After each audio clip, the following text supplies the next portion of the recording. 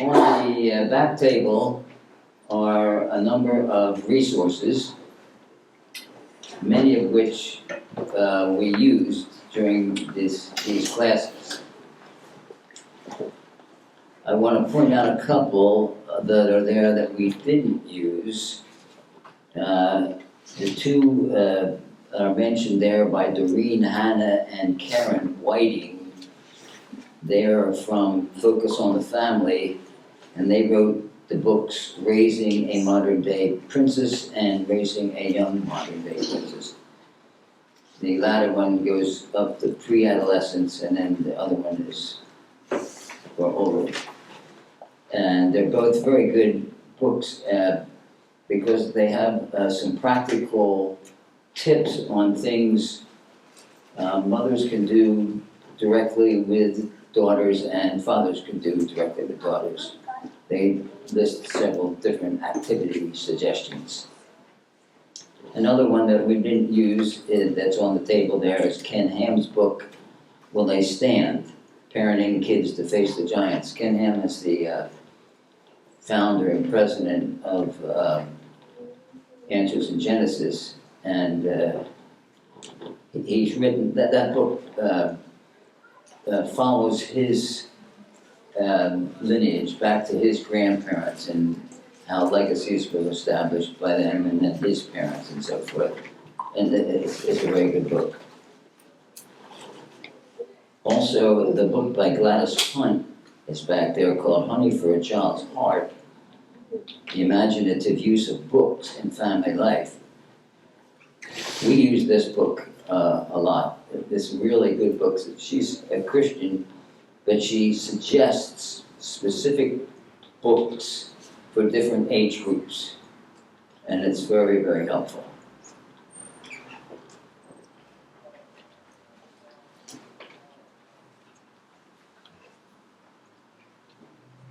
One other thing I wanted to mention, we spent a lot of time talking about the differences between boys and girls and how the different raising boys and raising girls.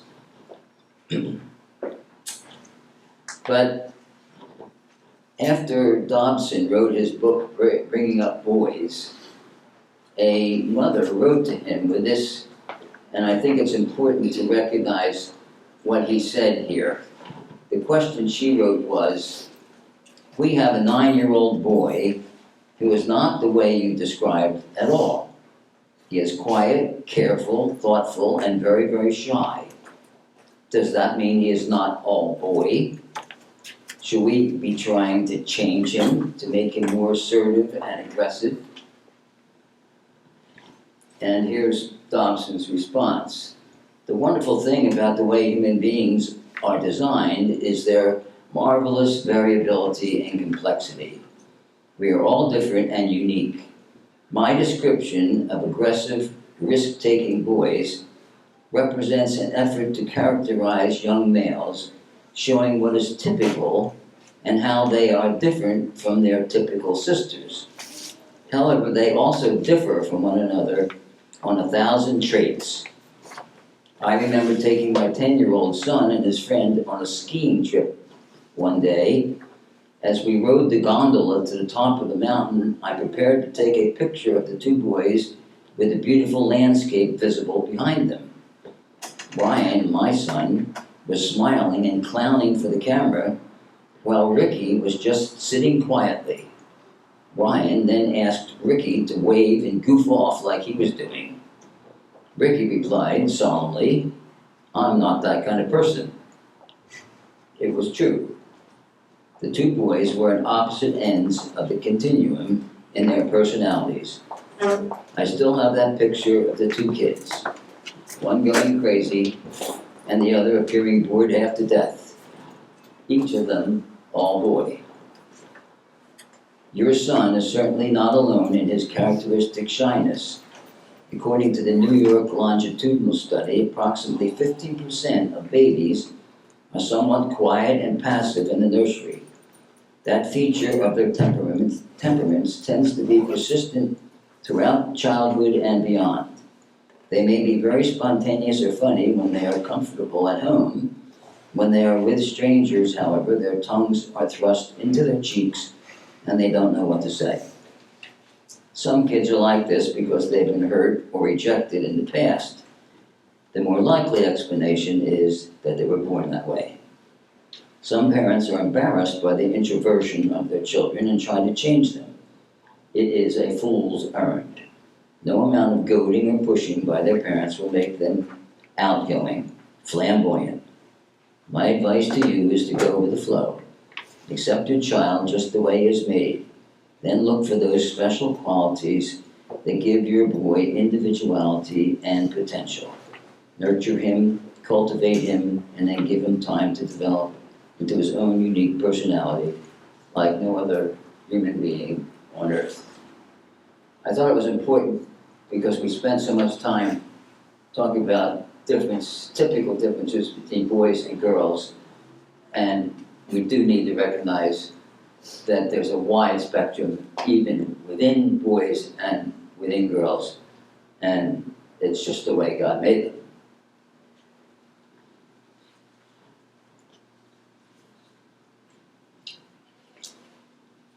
I see one of the rarest creatures has just arrived in the room. A Thompson female. My daughter, Heather, from Los Angeles. Heather. Hi, Heather.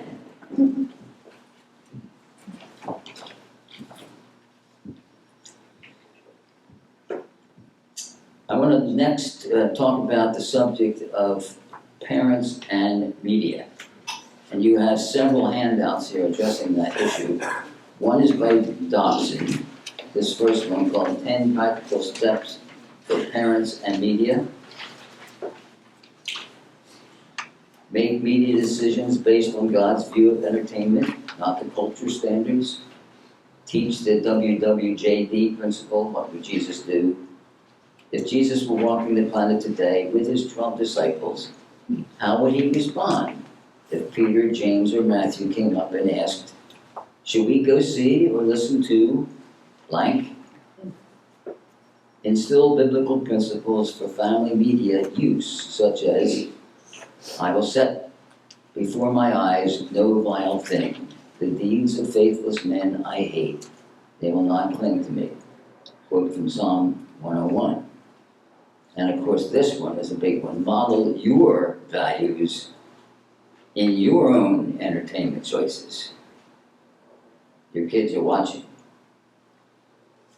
An interesting one here I had never seen before. Develop a written family media covenant.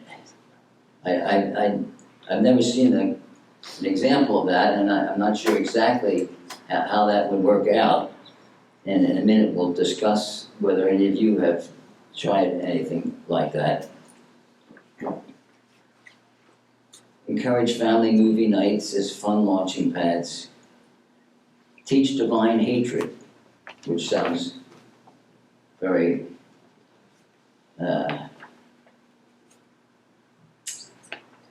like something we shouldn't be telling kids, but we should follow Christ's example and despise the very things that he died on the cross to save us from.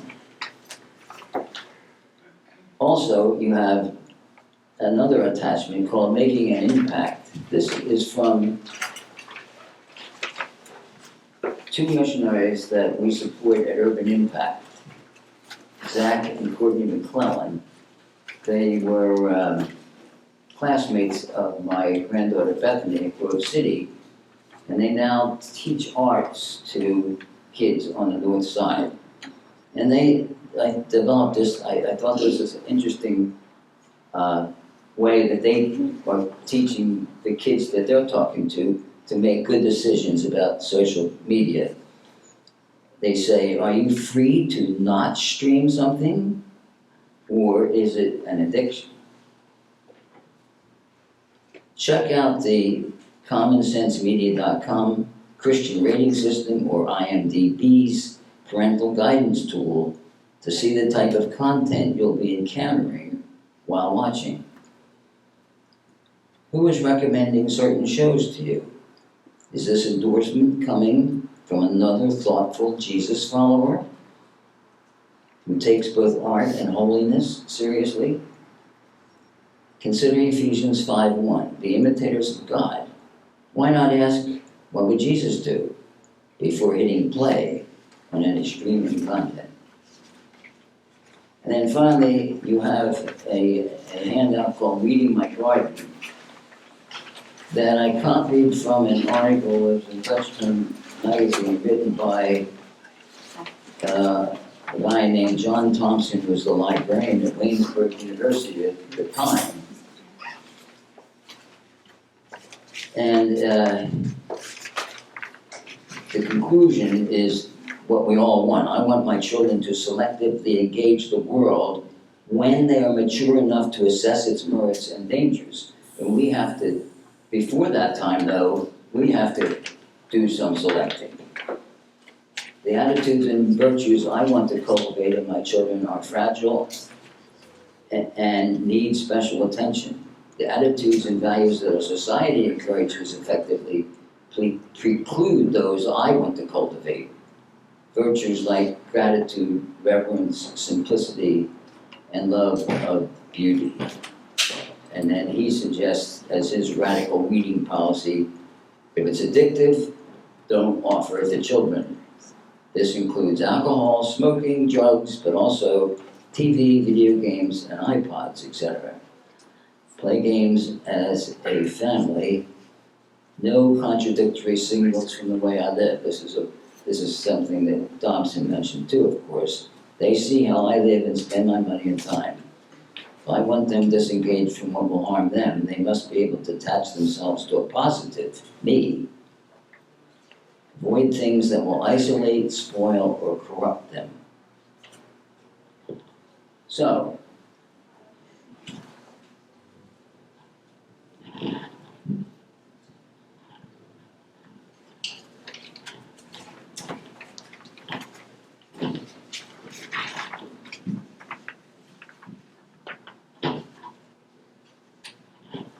any comments, suggestions, advice, things that went wrong or right about this issue of your children and social media?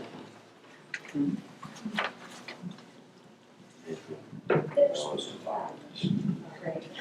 This is not a social media thing, but I have very bright, very avid readers, and it's challenging for me to find material that both engages them and that's appropriate for them. I recently failed as a mother in that regard. I found a book by a podcaster that I liked. He was a Christian. He wrote a book. I'm like, oh, this will be great. All the reviews said it was great. It was not great. I failed to read it first. There were some issues that came up. Fortunately, it was my oldest, so we were able to talk through them and work it out. But yeah, it's not just media. It's not just social media. It's books and material as well. Anybody else? So we use Common Sense Media a lot. We also use PluggedInOnline.com, which is focused on the families review site. It's not as robust.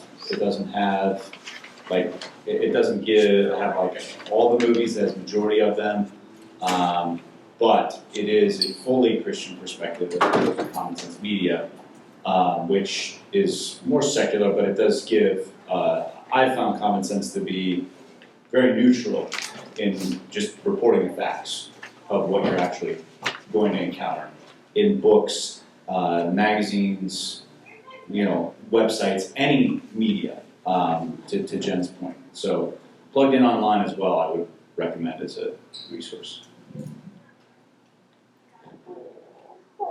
Anybody else? Making sure you read ahead of time is important in even books recommended or what's the word in school? Required. Yeah, because even then, sometimes, I think we had an example like that. Let me, my wife remember something happened with Heather when she was in school. When she was a junior, she was in AP English, or what was AP English.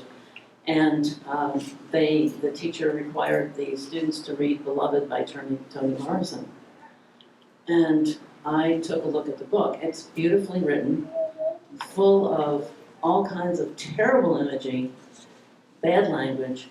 I mean, I felt like it was totally inappropriate for my 16-year-old daughter. And talked to the teacher, and her response was, well, if she's not mature enough to read it, you can pick something else. So I said to her face, it's not maturity, it's morality. And she just sort of blew me off, and I had to find something by a Black author. And the language, I finally found something, and I went through with the whiteout thing and took out all the I remember the that. most It's a heavily redacted book. the most horrible names that the Black people were calling the white people was the worst of it. And it was an okay story, but oh my gosh. So, and it cost her a grade level. She got downgraded over that. You have to go to classical. I will say though, I'm now an English professor, so I'm fine. But, you know, I think piggybacking on that, I was very embarrassed and worried that my teacher wouldn't like me. And there was another time where I found a journal of mine that I was like, I really want to read the Sweet Valley High books, and my mom won't let me, and blah, blah, blah. And so there were times that I wanted to read something or watch something, and my parents said no, and I was upset about it, and that was okay. And now I think about that with my own children, like they might be mad or upset or embarrassed when I tell them they can't watch something or read something, and that's okay too, because now, of course, I'm very glad that my parents were invested in protecting me from certain things or willing to risk me being upset for a little bit for what they thought was right. Well, Heather, question, just a question to you. Okay, that's when you were 16, now you're a college professor. How do you choose the literature? Is it that your students are reading, and is there any, what do you see, what do you see you versus other professors? Is I think where you are is a good solid university is what I've heard in Pepperdine, right? So, but are there issues even at the college level? Yeah, Literature. of course. Well, that's what I'm wondering. Speaking to like, Sorry. I teach more in the rhetoric and writing side of things, but there are issues, and I think especially as even at places like Pepperdine, there's more and more focus on diversity and representation as sort of the ultimate good. Not as much at Pepperdine, but there are elements of that, and I think it's good to have representation, and there is a lot of literature out there, but I think it's a challenge for professors as well to think about what are you giving to your students and what is I think a lot of that is reading critically, right? Because we can't choose only things that are Christian, you know what I mean, for specific classes, but you can teach them to read critically and respond to things in particular ways and recognize the worldview in the literature and respond to that, which is part of how I get around that. I mean, my students are also adults, which changes the conversation. There comes a point, because you were 16 and now you're teaching 18 to 20. But I don't assign things that I think are, too graphic or just indulging in vulgarity for vulgarity's sake. And I remember in college I had to read a couple things that were really gross, but not at Pepperdine. But yeah, I certainly think about that, because what we read and what we take into our minds can either be edifying or it can tear down. anybody else want to chime in on that subject? Art? I had an incident when my son was in grade school. He came back with a book that was recommended to the class by the librarian. And,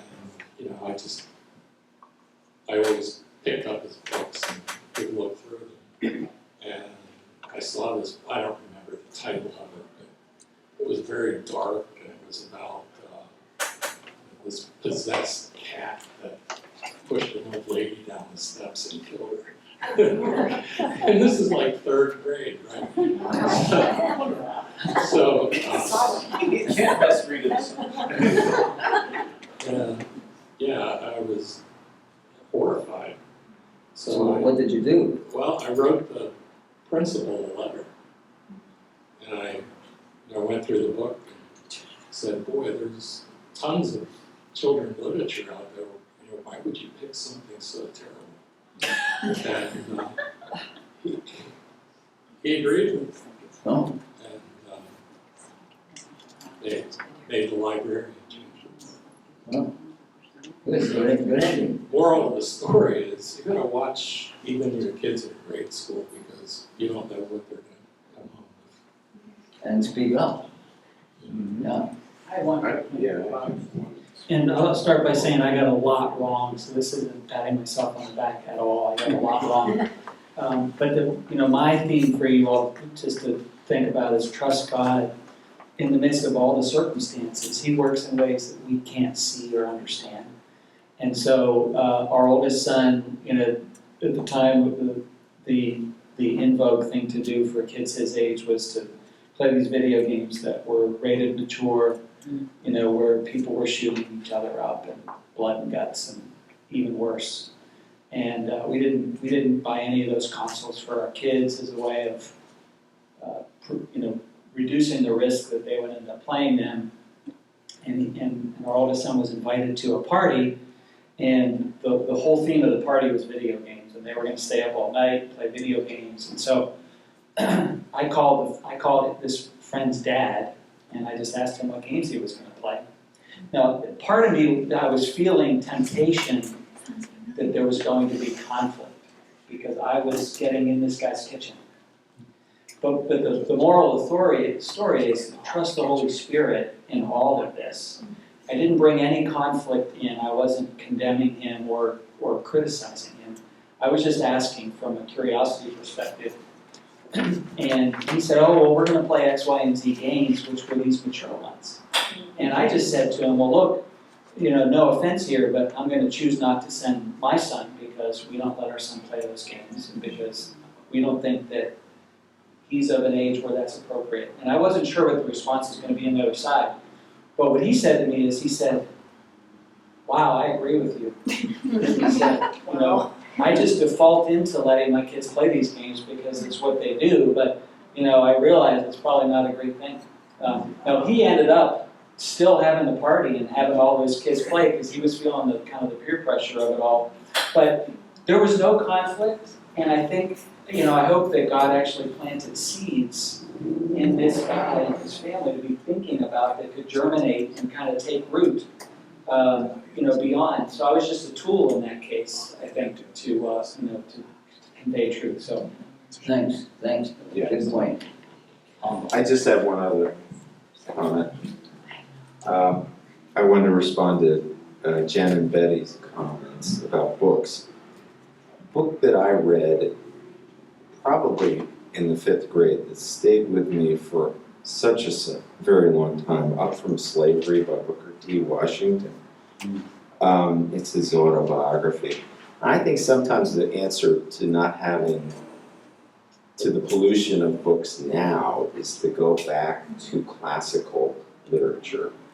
And Up From Slavery, it has a Christian perspective. It was originally published in Outlook, which was a Christian magazine at that time. It's a wonderful story, and it's not wonderful in that it really does recount much of the horrible stuff of slavery, but it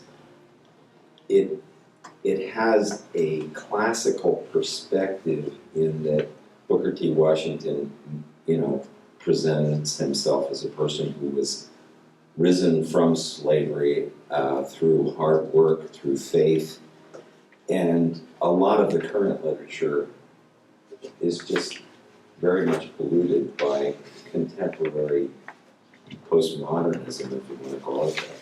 So that's just a book that I would suggest, and I think that's a general strategy that Lewis, C.S. Lewis, my hero, always advises. Go back to if you give me 5 minutes, I will work Lewis in somehow. Right. If you go back to books from the past that tend to be ignored, and oftentimes they're far superior to what is published now. Thanks. The Gladys Hunt book will help you on that.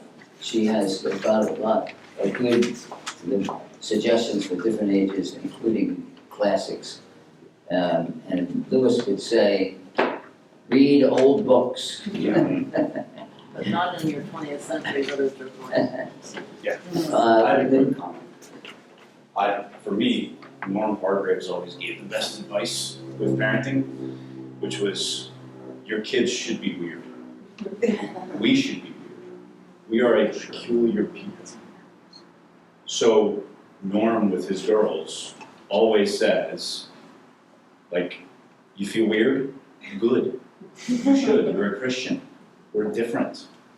So if you don't stand out, then what's the point of your faith? What's the fruit that you're seeing? So, for an example of my family, like, all of Jonathan's friends, like, I'm a huge, like, Marvel and Star Wars geek, you know, so, like, all of Jonathan's friends at 7 years old have seen, like, the Marvel movies. And I won't even let Addison watch that, you know, like, so we set specific standards, even though we gotta worry for, 5 or 10 years about spoiler alerts, that's when we get to the end game. But you set a standard, and what we tell our kids all the time is, you can't walk back things that you see, or things that you put into your mind. So it's different than, because our kids say, oh, well, my friends have seen this, or Jonathan's on me to watch The Mandalorian. Like, you can't unsee things like that. So until you're old enough and mature enough to parse through that and have that conversation with us, the answer is not yet.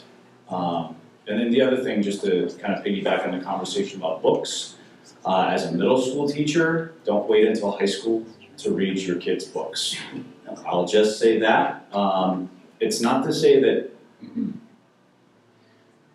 I would say, the example I think of is Aldous Huxley's Brave New World, which is, essentially smut in a way. A lot of that, I had to read that in high school, but my dad read it with me. And we had to have those conversations while we read it. So it was proved to be a training of here's, sometimes you have to read books like that. But how do you square that with your Christian worldview?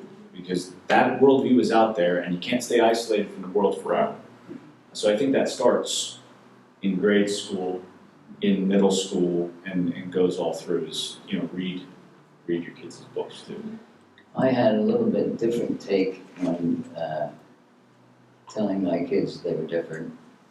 I didn't tell them they were weird, I told them they were special. They were the kingdom's kids, the king's kids. That makes you different and it's special. Once a king or queen of Narnia? Right. When you drop me off with remember who you are and whose you are. It's the school. Yeah, that's when I drop the kids off. I would always say, remember who you are, that is a Thompson, and whose you are, a kingdom kid, God's. Also, you have a handout, Steps to Make Healthy Children Likely. This is by a guy named Frank Luntz, who's not a criminal expert. He's a guy who does studies and finds out what has worked and wasn't worked according to from his interviews with people. So he's not necessarily a Christian, but these things were quoted by Dobson in his book of things that this guy found that worked. Have dinner with your children. That's a big one. Take your children to church or synagogue weekly. Well, I prefer it to be church. Demand the truth from your children. interesting way he puts this. Children who tell, parents who insist on knowing exactly where their children are when they go out are sending a clear message that every place, every friend, every behavior, that not every place, every friend, every behavior is acceptable. Children who tell them the truth are acknowledging those boundaries. But if they would lie about where they are, they are most assuredly lying about what they do. Now the next one he says is check your child's homework nightly. It communicates that your children matter and also can serve as an early warning sign of something is off track. This is directly opposite to the advice of Roseman, who says you should tell them when they get to be into grade school that homework is their responsibility and you're not going to ask about it. It's going to be up to them. If they don't do it, they suffer the consequences. So there's two different advices on this issue. I think again, this is one where you have to know your child and which is going to work best. Take your children on vacation for at least a week at a time. Well, I think that's at least optimum. Encourage them to participate in a team sport.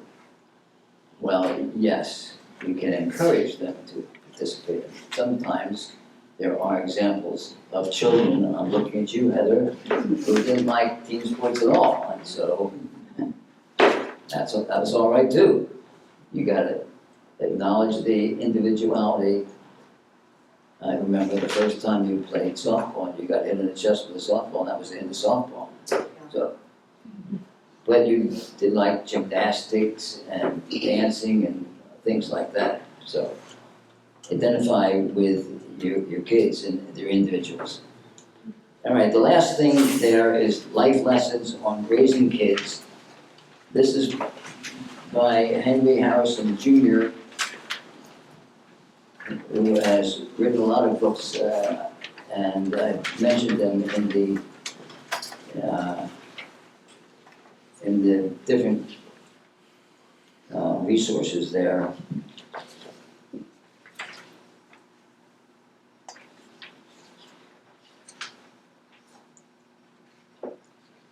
He's written life lessons on raising boys and life lessons on raising girls.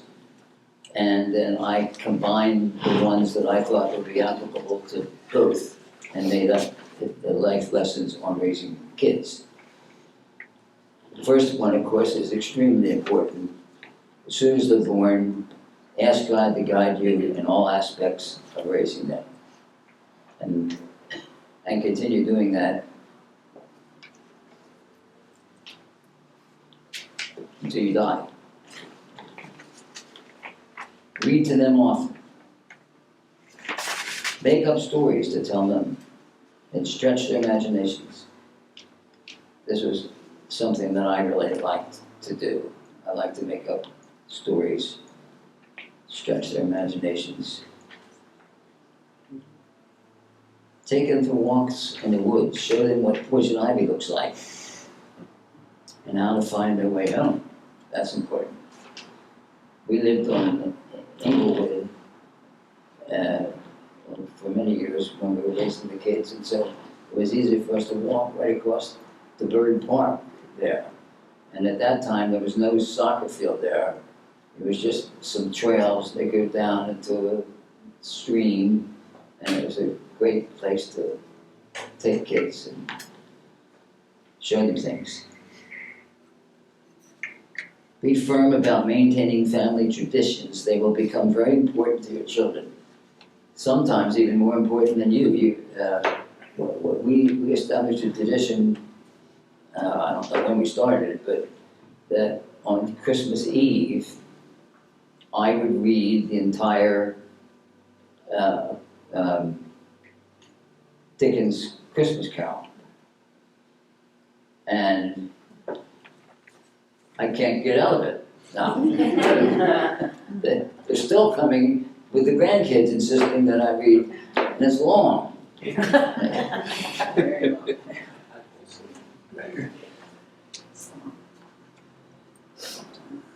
Try not to miss any of your children's plays, recitals, performances, meets, or games. Emphasis on the try. There's some situations where that's not possible.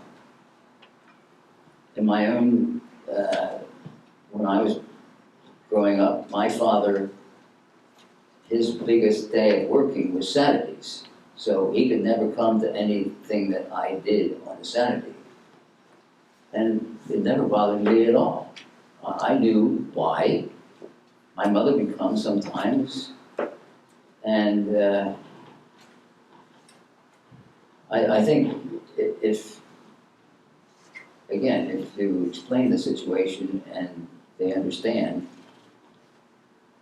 if it's not always you finding something else that you want to do instead of going, then that's a different story.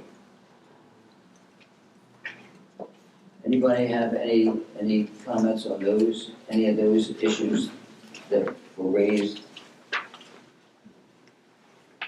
Get to know their friends.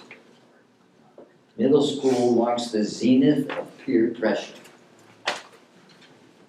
This is important, really. Invite friends over, have them come over. Let them find out what it's like to be at your house.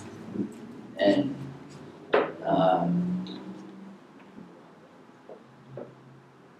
my son Dan's friends ended up, a couple of them didn't have fathers at home. And they loved to come over to the house, and we did things together. When I took Dan places, I took them. And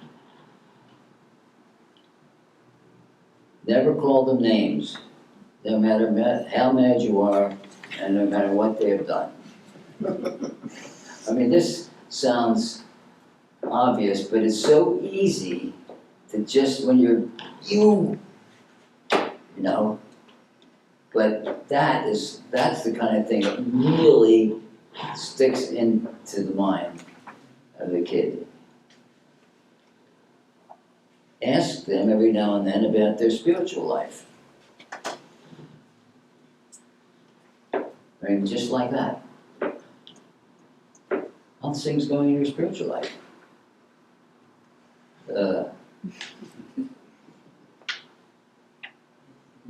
If they don't know what that means, explain to them what that means.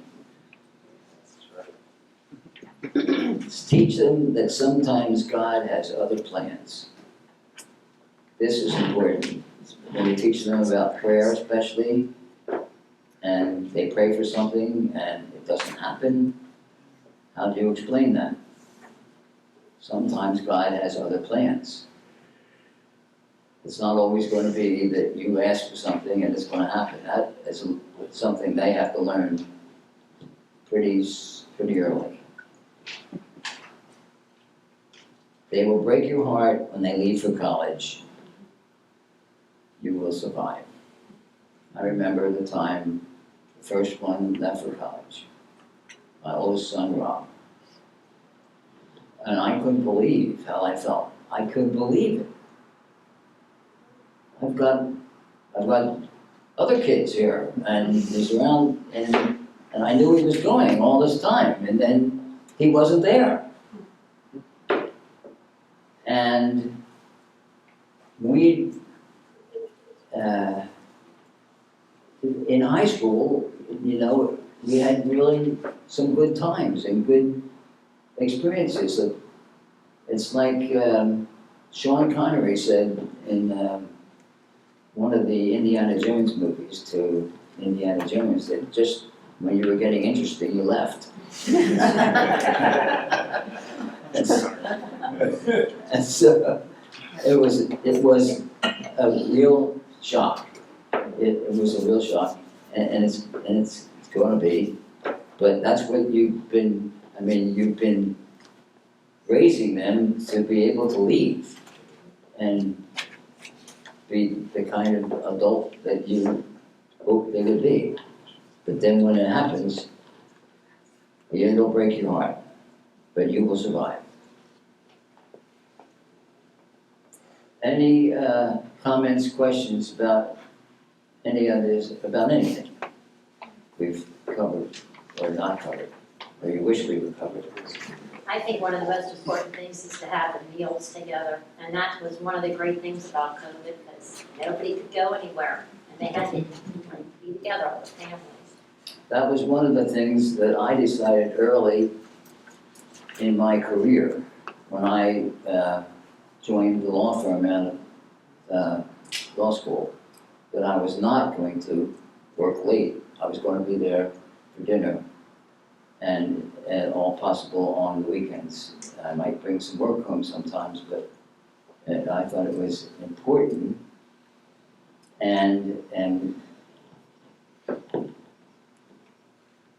some of my kids tell me now that when they tell their friends that they always had dinner together, their friends are shocked. How did that happen? They wonder. But now they're doing the same thing. It's important. There's just something about the dinner time, eating together, being able to discuss the day's events and anything that comes up. We used it also as the time when I read to them. After dinner, I read Narnia or one of the other things that I was reading to them. And the other thing is, if you do have a problem with your teacher or something, go to the teacher first. You like know your chain of command, so, you know. Thank you for saying that. I mean, I had somebody go to the principal one time because I hollered at somebody on a field trip going, the post office, they were running the parking lot, and I hollered and said, you can't do that, and I got reported, like, they considered the person coming to me. It was just crazy, so always go in your chain of command. Yeah, well, that's important to remember in any area. If you have a problem with somebody, Go to them. try to work it out with that person. And only if that fails and it can't be resolved and there's another person that you go to, then it's all right. Dan, did you have something you want to say? Well, Sarah and I were just talking to get back to the topic of what the schools are providing the kids to read, not only in the classroom, but also, for instance, we're in the Camp Mellon School District, and they have these periodic book fairs. Scholastic deal has been around since most of us were probably still in school. It's a lot different now than what they're pushing as opposed to 30 years ago. We go through the Scholastic little magazine, I guess you call it, and there's not much there that we would even remotely consider having our kids read. It's really disturbing. Another example we had at a book fair, and on the shelf was a book of satanic, let's say curses, but the only reason I was familiar with this book was because I came across it in college, and I went to my Bible professor, and he said, this is satanic, and you need to burn this. And I literally saw this thing on the shelf at one of the book fairs at our girls' middle school. And it's not something, I guess, it was in amongst a lot of other books, but it's just made us very much aware that there is an intentionality, there's the darkness and agenda that is subtly being directed, and the covers are very geared towards attracting kids' attention. A lot of this is that it's just there amongst all the other books, and it's going to attract attention, and just for us having to be very much aware of what's happening. The other thing is too that I read recently that when you see a dog and he's got a dog bone, instead of taking the dog bone out of his mouth, throw him a bigger lamb chop or something. So basically, every child is likely going to be drawn to these tantalizing covers or images or what everybody else is reading. That's curiosity. And they want to see what's out there. If you tell them that, sex and drugs and demonic things are not good for you or you should be drawn to, and you probably would maybe want to know a little bit more about it. So instead of just, I felt that was very practical, instead of just taking it from them, offer them something greater. So that shows, again, that we have to model that as parents, what we're drawing from or what we're drawn to.